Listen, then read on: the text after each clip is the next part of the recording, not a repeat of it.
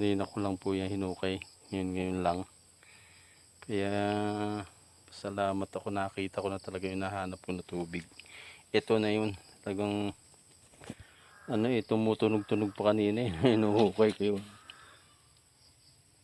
Ayan o. Pinapanggalingan ng tubig doon. Tapos bato-bato na siya. Ang lakas ito. Napakalakas. Sabing tubig. Sa akin yung pag ganun o.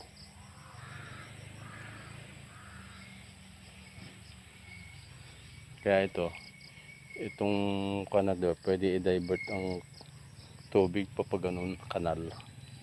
Dito pasisimintuhan ko na to. Yung bukal na akin na discover na naman dito sa lupa ko. Talagang ang ganda ng bukal. Dami ng tubig. Kaya umaagos siya papunta ron oh. Papunta ron. Ito na yung bukal dati na mga bata pa kami. Aming pinapaglangoy at meron kami ditong lola namin, merong hinukay dito na dito nag-iigib ng inumin. Kaya ito na yun.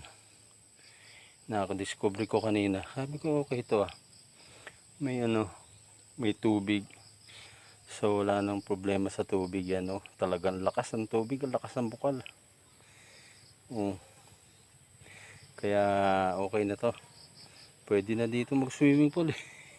Gawa ka na ng swimming pool sa baba, overflowing pa. Flowing pa yung tubig. Okay.